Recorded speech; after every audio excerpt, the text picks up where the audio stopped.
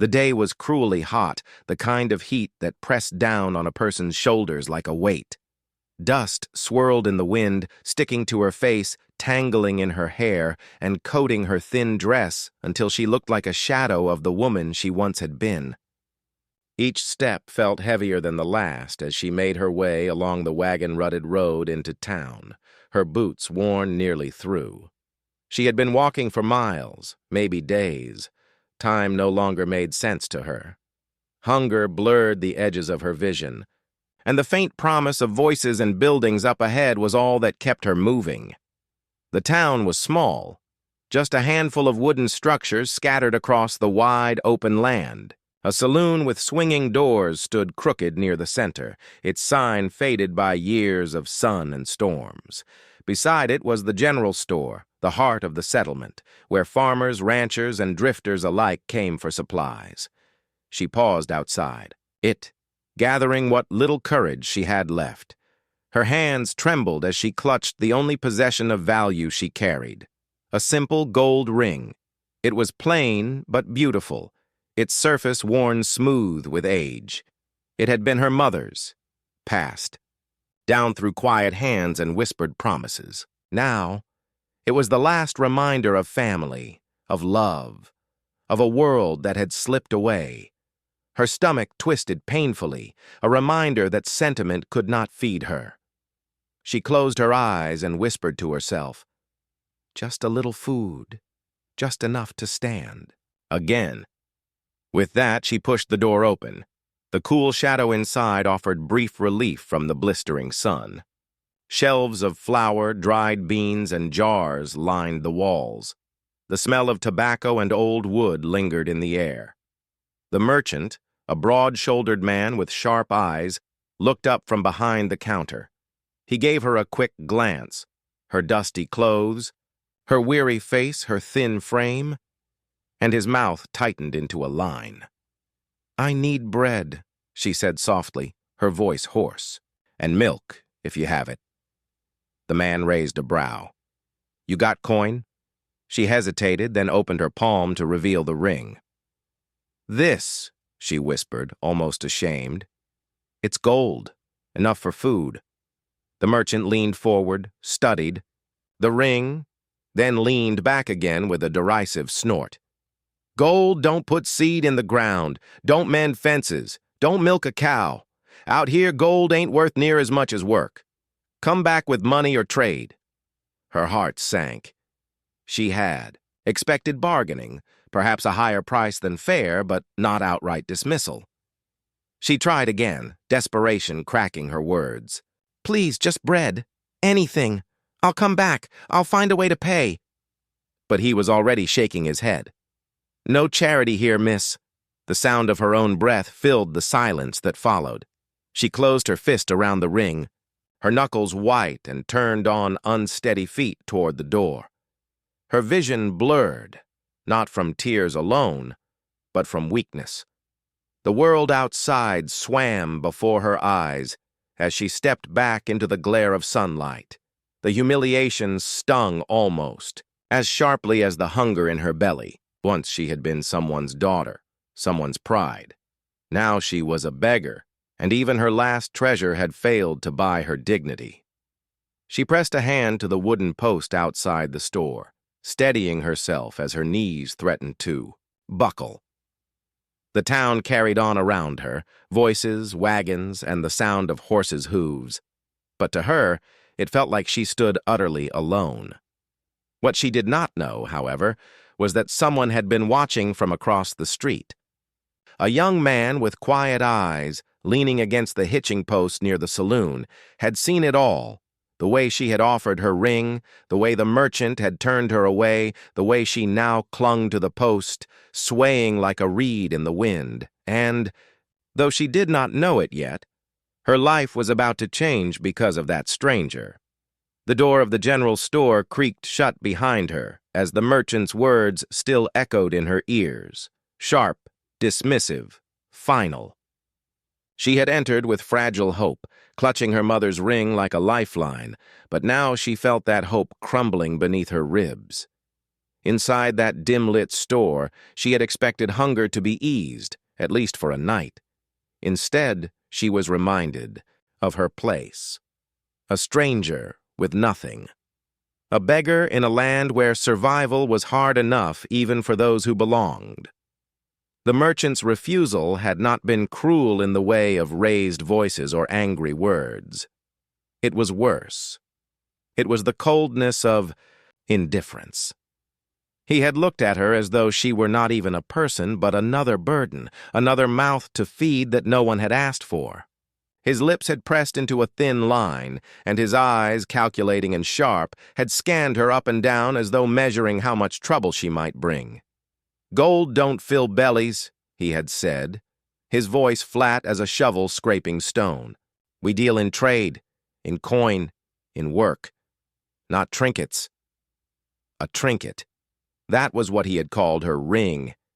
The very ring that had once sat on her mother's hand, polished in sunlight as her mother brushed hair from her face and whispered lullabies.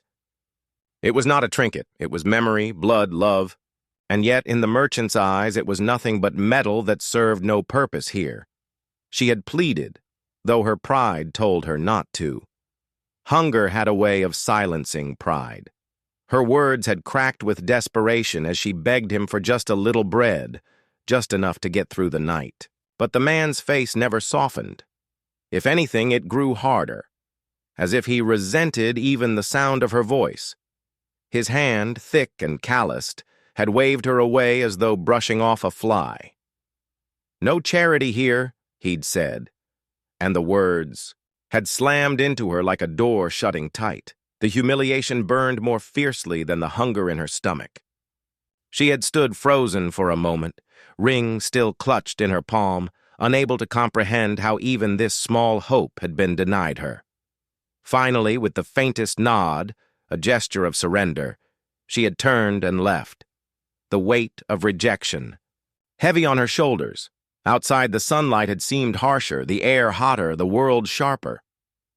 The murmur of townsfolk drifted around her, men discussing cattle, women carrying baskets, children chasing each other in the dust. Life moved on, untouched by her desperation. She had pressed herself against the wooden post outside the store, trying to steady her shaking body. It wasn't just hunger that shook her. It was the loneliness of being unseen. She could have screamed, and no one would have stopped. To them, she was just another drifter, another lost soul passing through. The West had no shortage of those. Inside the store, the merchant had already gone back to his ledger, scratching numbers with a dull pencil, her presence forgotten. For him, the encounter was nothing. For her, it was everything. The difference between despair and survival, between a night endured with food and another night of gnawing emptiness. Her throat ached as she swallowed back the tears. Crying in public would only mark her further as weak, and weakness in a place like this was dangerous. She curled her fingers tighter around the ring, holding it so firmly it dug into her skin. The ring was all she had left, and even it seemed useless now. But even in her despair, she did not notice the shadow that lingered nearby. Across the street, leaning against the post of the saloon, a young man had watched it all. The way she had held out her hand with trembling fingers, the way her voice had cracked, the way the merchant had dismissed her as though she were nothing. His gaze had not wavered, his jaw set with quiet thought. He knew hunger when he saw it. He knew pride fighting against desperation. And he knew that sometimes people had more value than they realized. The merchant might have seen only a burden, but Daniel, the rancher's son, saw. Daniel McAllister had grown up in this town. He knew its rhythms, its smells, the way dust rose in lazy spirals at noon, and how the air cooled just enough at dusk to make the day bearable. He knew the people, too, who could be trusted, who could not, and who kept their hearts locked behind hard faces. That was why, when he leaned against the hitching post outside the saloon and saw the scene unfold at the general store, he wasn't surprised at the merchant's refusal. Still, it bothered him. The young woman who had walked into town didn't. belonged to the usual line of drifters and wanderers who sometimes staggered through looking for quick work or cheap whiskey. There was a fragility about her, yes, but also a stubbornness. Even from across the street, Daniel noticed how her shoulders squared despite her exhaustion, how she held that small gold ring as though it were a shield and a promise all at once. He had seen hunger before. Life on the ranch meant weathering harsh seasons, storms that killed cattle, droughts that dried rivers, winters that froze bone deep.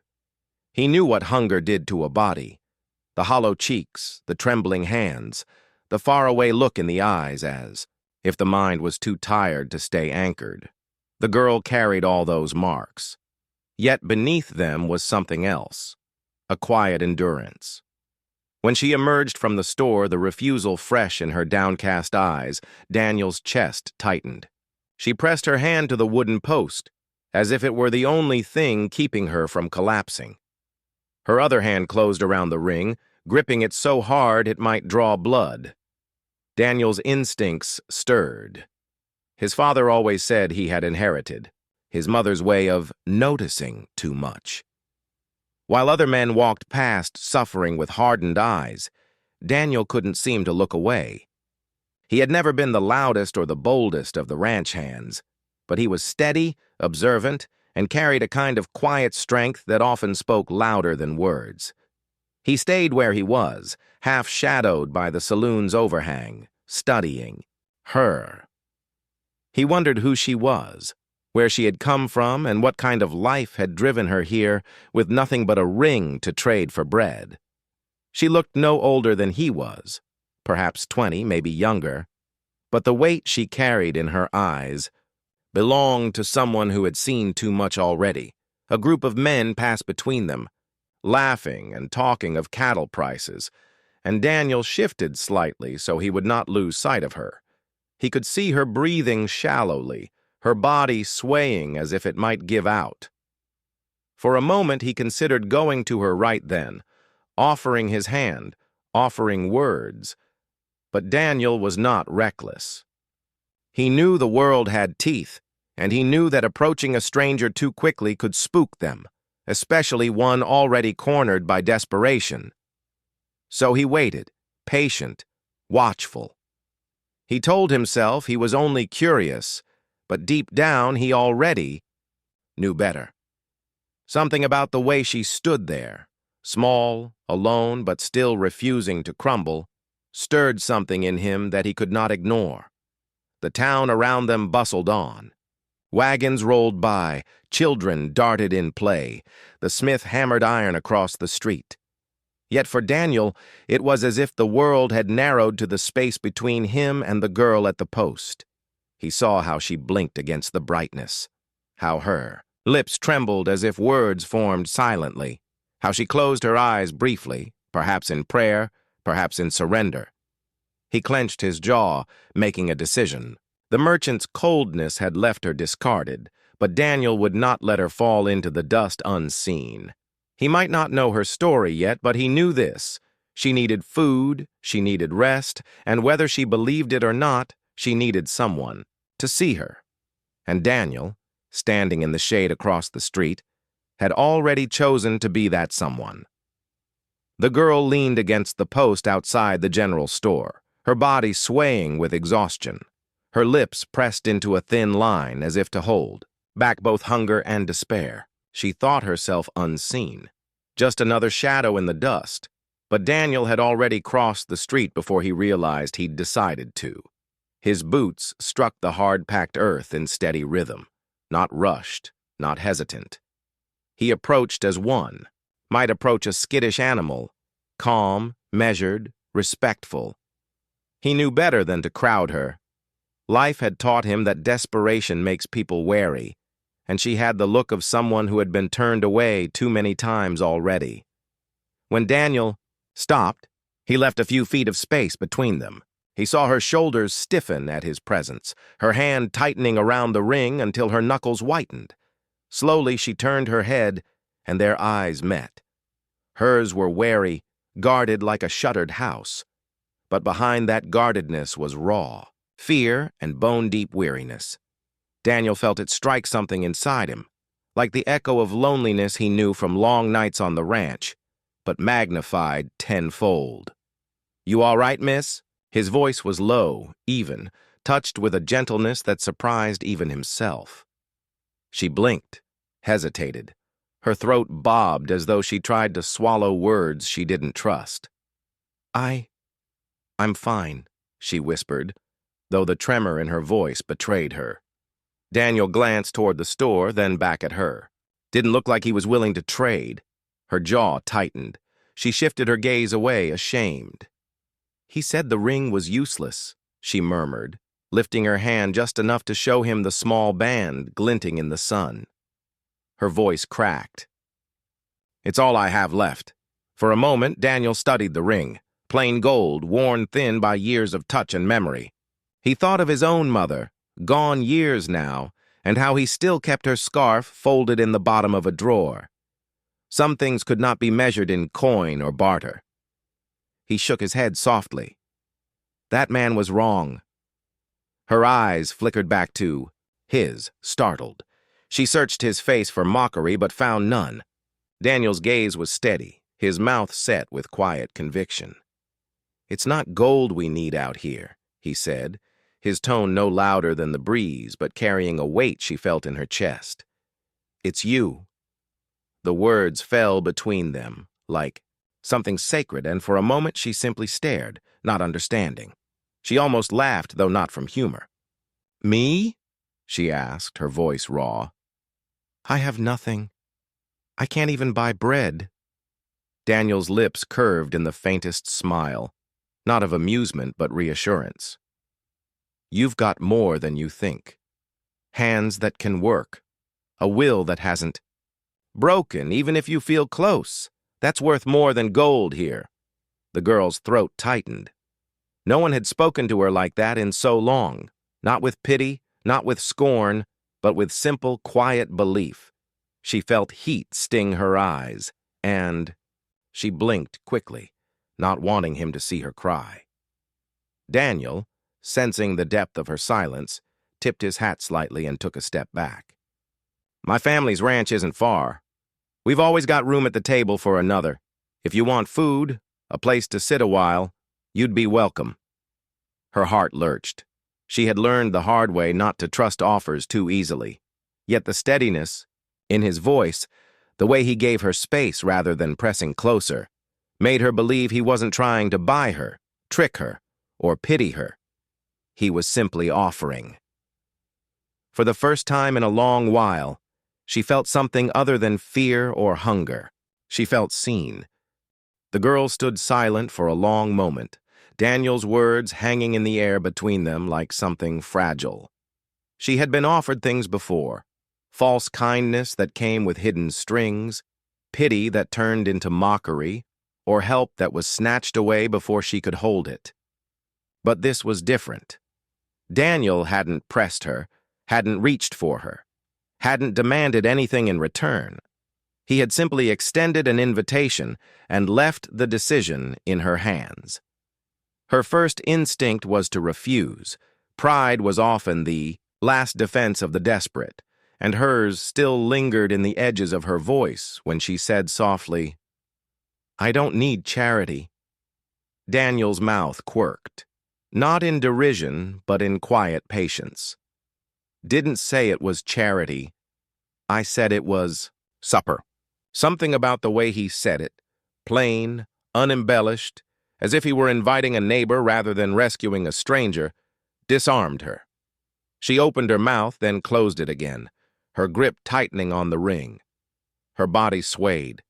Exhaustion, pulling at her bones, reminding her that she didn't have much choice.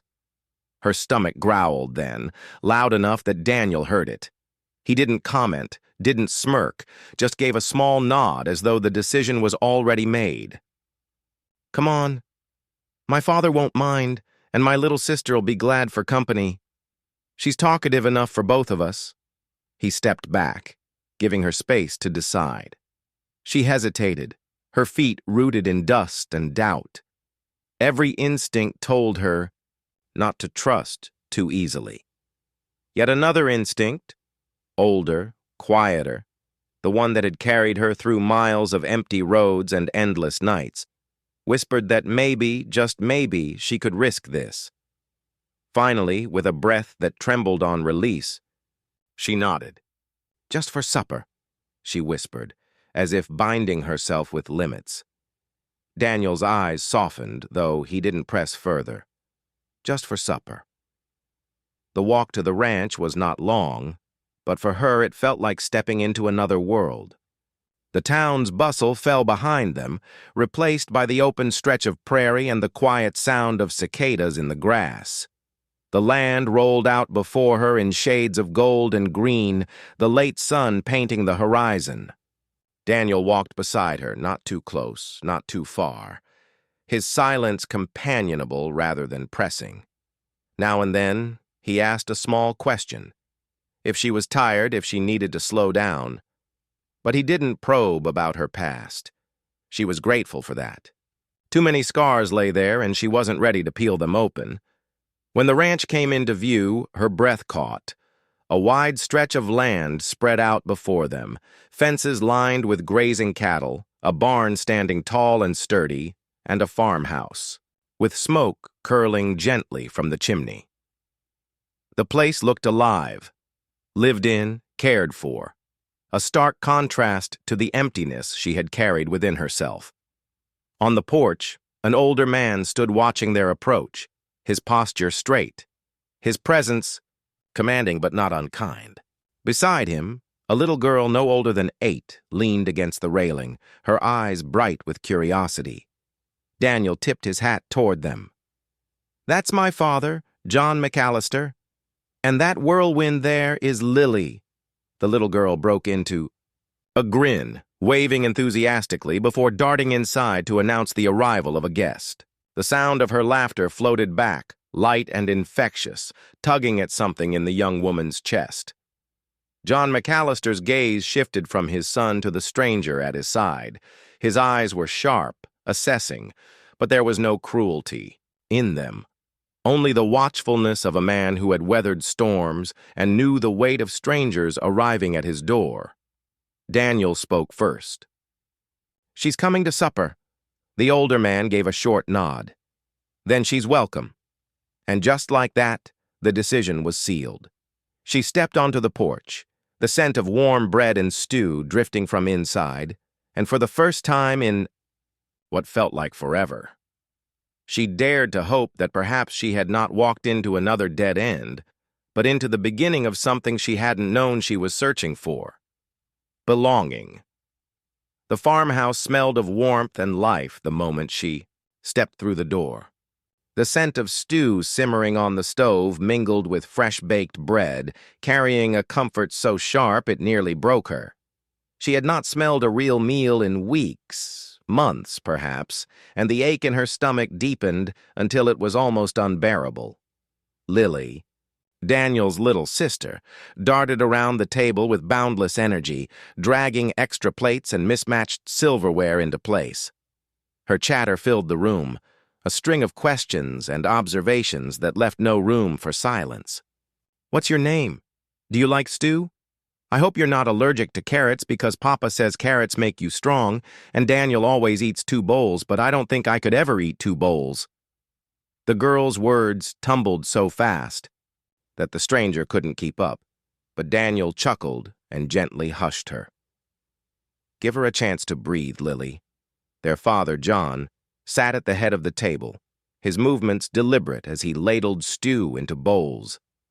His weathered hands were strong, the hands of a man who had built his life from the soil, but when he glanced at their guest, his eyes softened just enough to ease some of her fear. "Sit," he said simply, motioning to a chair. She obeyed, though, stiffly, her back straight as a rod. The wood of the chair pressed into her spine, a reminder that she didn't belong here. She kept her hands in her lap, clutching her ring so tightly it pressed an imprint into her palm.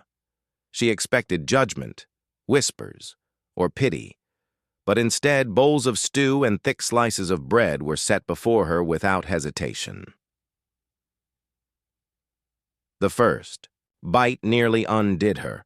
The stew was rich with potatoes, carrots, and tender beef, the kind of food that filled not just the stomach but the soul.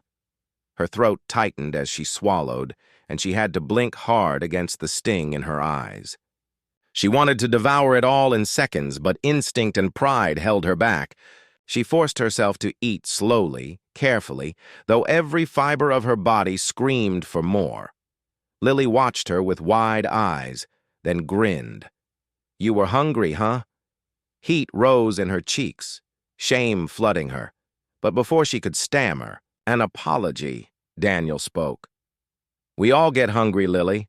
That's why we share." His tone was gentle but firm, and Lily, satisfied with the answer, turned her attention back to buttering another piece of bread. John's voice rumbled low across the table. "You came with nothing?" The question was plain, without accusation. She hesitated, then shook her head. "Just this." She lifted the ring slightly, her fingers trembling. The older man studied her for a moment, then nodded once, as though the simple truth was enough. He didn't press her for more. Instead, he broke off a piece of bread and passed it down the table. "Then you'll eat here tonight.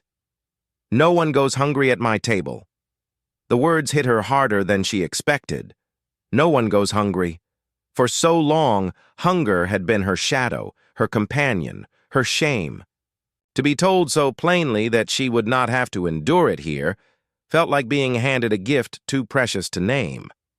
As the meal went on, the stiffness in her shoulders began to ease, just a little. Lily's laughter was infectious. Daniel's, quiet glances steadying, and John's silence comforting in its own way.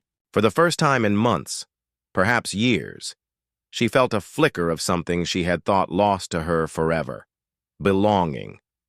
And though she reminded herself it was only one meal, one night, her heart betrayed her. It whispered that maybe, just maybe, she was sitting at more than a borrowed table. She was sitting at the edge of a new beginning.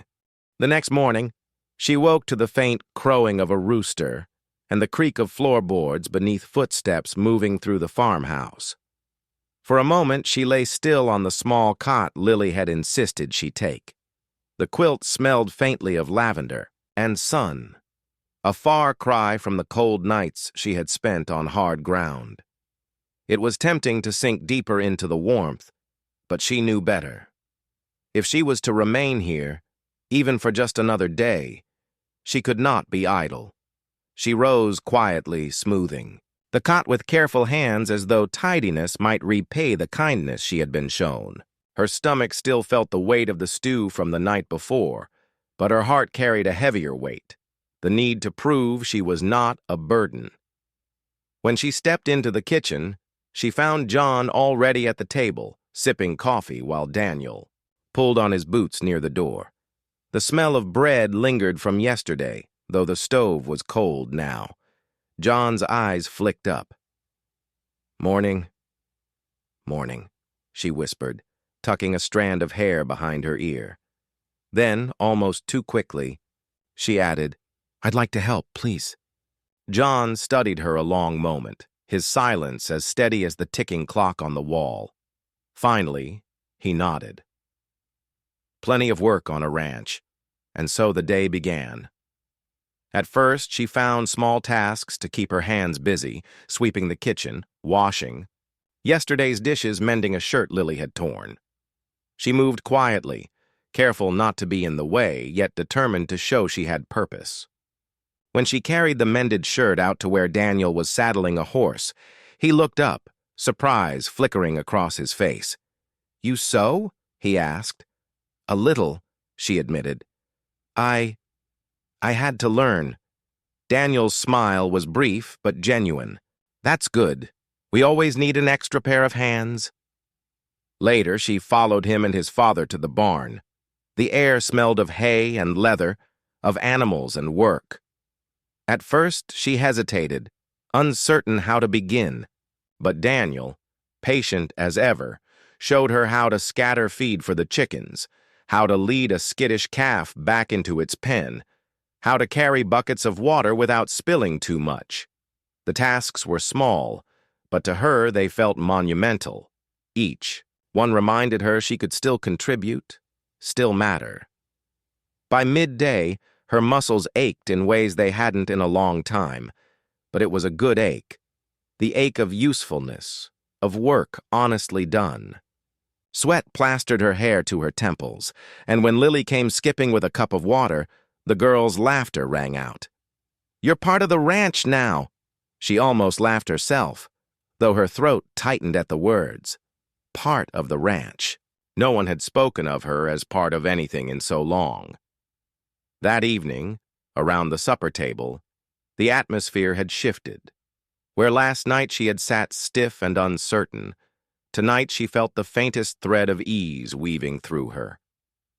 She set bread on the table without being asked, poured Lily's milk, even joined in the small conversation about the weather and the cattle. John's sharp eyes still watched her, weighing her worth, but she sensed the edge of suspicion fading. Daniel, too, seemed to look at her differently, not as a stranger needing rescue, but as someone who had stepped willingly into their rhythm. When the day ended, she lay on her cot with sore arms and blistered palms, yet a smile touched her lips. Work had always been survival before. Now it was something else.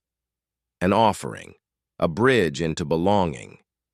For the first time, she dared to believe she was not merely a guest passing through, but someone who might have a place here, however small. The nights on the ranch were quieter than anything she had known in months. Crickets hummed in the fields, the occasional lowing of cattle drifted through the air, and the wind carried a coolness that softened the heat of the day. She lay on the small cot in the corner of Lily's room, staring at the ceiling beams, listening to the sounds of a home that wasn't hers, but had sheltered her all the same. Sleep should have come easily after a day of work, yet it refused. Memories crowded her instead, sharp and unrelenting. She turned the ring over in her fingers, its familiar weight both comfort and torment. It had belonged to her mother, worn thin over years of labor and love. When her mother had passed, it became her only inheritance. More than an object, it was a promise she was never to let go. But promises were heavy, and hunger made them harder to keep. She whispered into the dark, not even realizing the words had slipped past her lips. "I nearly sold you for bread." The admission stung like betrayal. She pressed the ring to her lips, shutting her eyes as if the gesture could erase the shame. A soft knock startled her. The door creaked open, and Daniel's silhouette filled the frame, his tall figure outlined by lantern light from the hall. He spoke quietly, so as not to wake Lily. "Can't sleep?" She shook her head, clutching the ring tighter. He stepped inside, pulling a chair close but keeping a respectful distance. For a while he didn't speak, only watched her with the same calm patience she had begun to associate with him. It was that patience that loosened her tongue. "This ring." She lifted it so the light caught its faint glimmer. "It was my mother's. She told me to keep it no matter what. Said it would remind me of where I came from, who I was."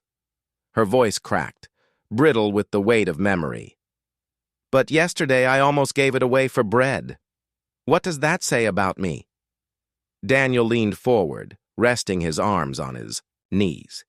"It says you're human, hungry, desperate, trying to survive." His voice was steady, but his eyes softened with something like understanding. Tears slipped down her cheeks before she could stop them. She shook her head. "All I have left of her is this ring, and I was ready to trade it away like it meant nothing." Daniel was quiet a moment. Then he said softly, "It's not the ring that carries her, you know. It's you. The way you keep going, even when the world tries to break you, that's her in you. The gold's just metal. You're the living part of her." Her breath hitched at his words. She turned the ring in her palm, staring at it as though it might reveal something new. No one had ever said anything like that to her before. When she didn't answer, Daniel leaned back, letting the silence stretch in comfort rather than demand. After a while, he added almost in a whisper, "You're not lost anymore. Not if you don't want to be." The words struck deep. She wanted to believe them, but belief was dangerous. Still, something in his tone, firm, sincere, unpolished, made her heart ache with the possibility. She tucked the ring into her fist and pressed it against her chest, as though anchoring herself to both past and present.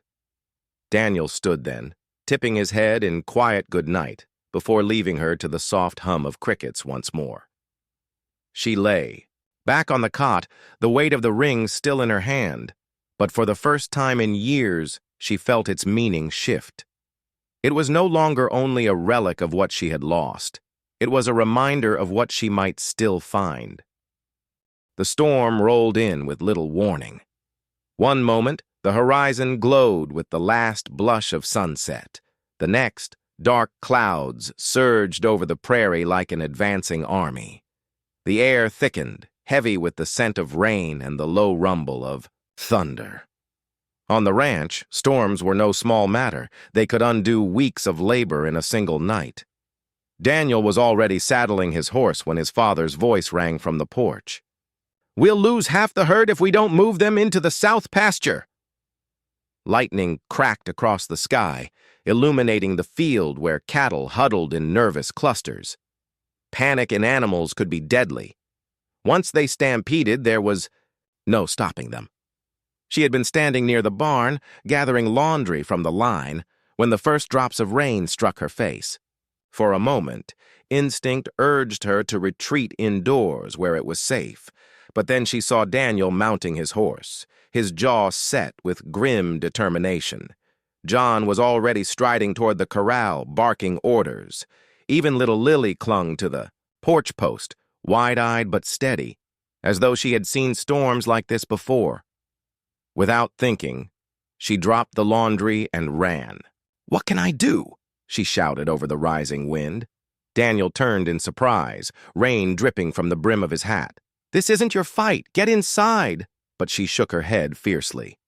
"I won't sit while you do everything. Tell me what to do." For a heartbeat, Daniel hesitated, searching her eyes.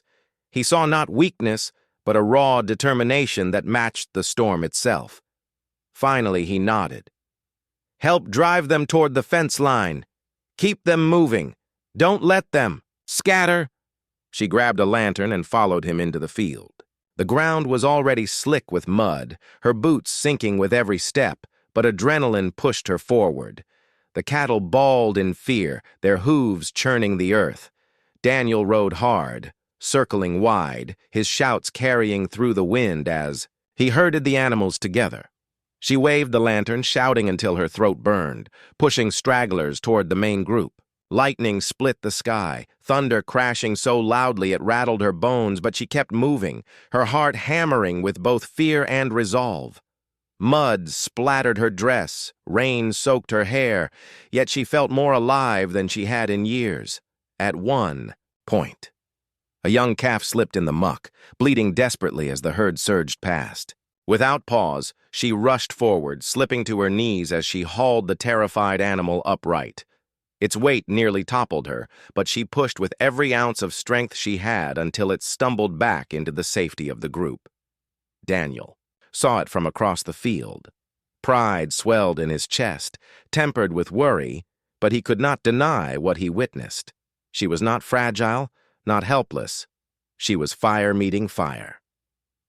By the time the last of the cattle were secured in the south pasture, the storm had broken fully. Rain poured in sheets, soaking them to the bone, but the danger had passed. The herd was safe.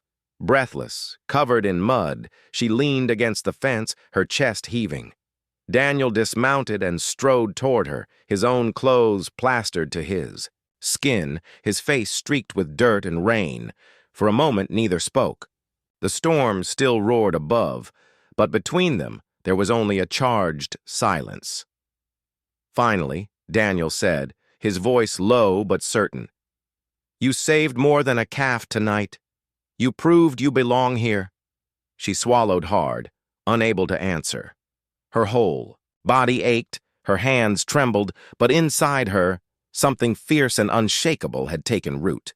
She had stood in the heart of the storm and not been swept away, and for the first time in her wandering, she felt not like a burden, but like a part of something larger, something worth fighting for.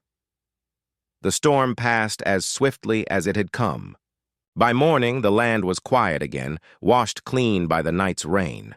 The prairie stretched wide and glistening, the cattle calm in their pasture, the air filled with the smell of wet earth. For the family, life resumed with its usual rhythm, mending fences, checking the herd, preparing breakfast. But for her, everything felt different. She woke with sore muscles and blistered hands, but instead of pain, she felt a steady sense of pride. Last night, she hadn't hidden. She hadn't been the outsider watching others work. She had stood shoulder to shoulder with Daniel and his father, weathered the storm, and helped save what mattered most to them. Still, the morning carried a heaviness too. Sitting at the edge of her cot, she turned the ring over in her hand. Gold glinted faintly in the shaft of light through the window.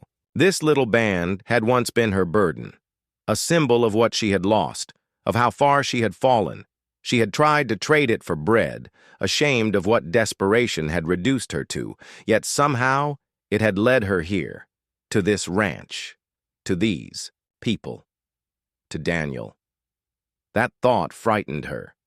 She could not stay forever, could she? Nothing in her life had ever lasted. When breakfast ended, she found Daniel outside near the barn, repairing a broken fence post left splintered by the storm.